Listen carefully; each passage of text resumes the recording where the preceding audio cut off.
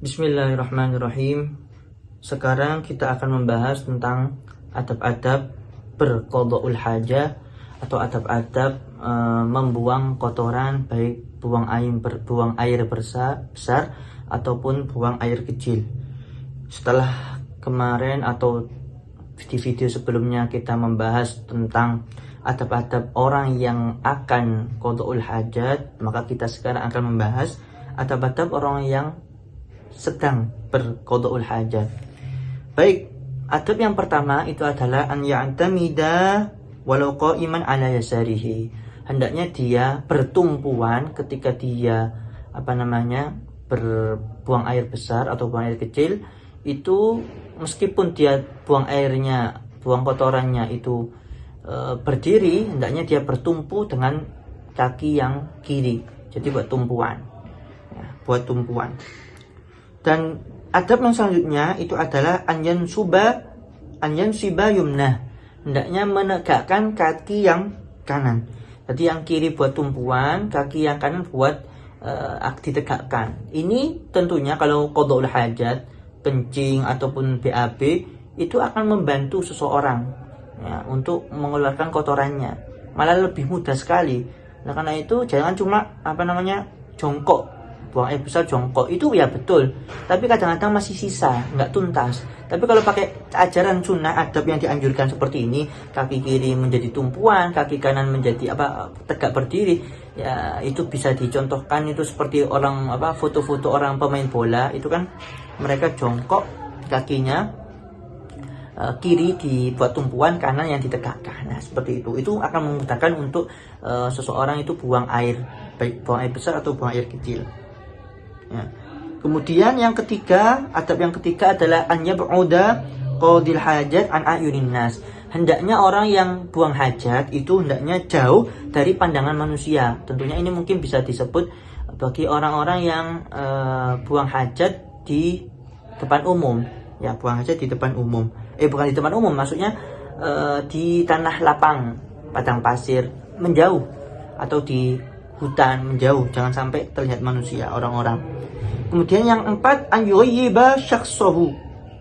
Ya, ketika buang air besar atau ketika dia buang kotoran, buang hajat, hendaknya dia jangan sampai kelihatan. Jadi nggak cuma menjauh, tapi jangan sampai kelihatan juga. Kalau bisa sembunyi di balik pohon, di balik semak-semak, yang penting jangan sampai terlihat. Itu kalau zaman dahulu mungkin sulit, tapi zaman sekarang enak, adanya hammam, adanya jeding, adanya toilet, itu memudahkan kita untuk buang air besar atau buang air kecil. Kemudian adab yang kelima adalah an yastura an ayunin nas bisatir tuluhu thulutsai dhira' fi haqqi al-jalis. Hendaknya itu pakai penutup, pakai penutup sehingga orang-orang nggak bisa melihat. Dan tutupnya ini kalau kira-kira kalau orang jongkok itu 2/3 dhira'. Nah, 2/3 dhira'. Nah, dhira' itu satu hasta. Tapi kalau satu hasta jadi sepanjang gini ya. Jadi kalau 2/3 jadi dikira-kira saja 2/3-nya. Nah, itu jangan, kalau bisa ada penutupnya, berdiri. Nah, itu cukup adab. Tapi kalau sekarang alhamdulillah semuanya enak, cukup pakai hammam atau kamar mandi, itu bisa, sudah mudah, sudah enak. Nah, kemudian itu kalau orang yang duduk. Tapi kalau misalkan berdiri, mandi ataupun kencing misalkan berdiri karena ada uzur, ada sebab, ya juga harus pakai penutup juga, diusahakan. Nah, baik. Kemudian hendaknya termasuk adab juga itu adalah alla yabula wala yataghawwata fi ma'in raqid wa in kasura ma lam yastabhir. Hendaknya seseorang itu tidak berak atau kencing fi ma'in raqid, di dalam air yang tenang, yang enggak mengalir, yang tenang. Ya. Wa in kasur, meskipun airnya itu banyak, malam yastabhir, selama banyak itu enggak seperti laut, jadi enggak seluas laut, jadi mungkin kecil. Airnya banyak, 2 kullah, banyak, tapi enggak sampai kayak laut besar, luas, enggak. Nah, ini makruh, jangan sampai, diusahakan. Atau juga hendaknya termasuk adab itu tidak dikencing atau tidak berak fima in qalil jarin, di air yang sedikit meskipun mengalir. Misalkan ada got atau sungai, saluran air yang kecil itu, misalnya di sawah-sawah ada, airnya sedikit tapi ngalir, diusahakan jangan di situ. Kalau bisa di air yang banyak yang mengalir, kalau itu nggak masalah ya. Nah, terus di sini ada perkataan ulama disebutkan dalam kitab Ghayatul Munah, itu adalah qada'ul hajah wal irtisal fil ma' lailan makruh mutlaqon ya.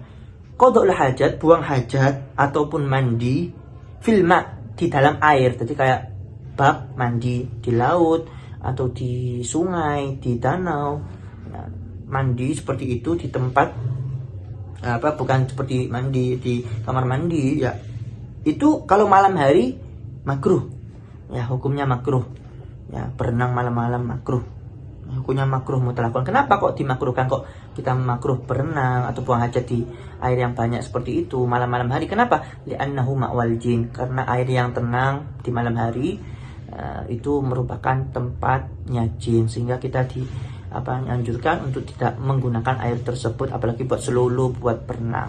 Hakadha wallahu a'lam bishawab. Kita lanjutkan di video yang selanjutnya.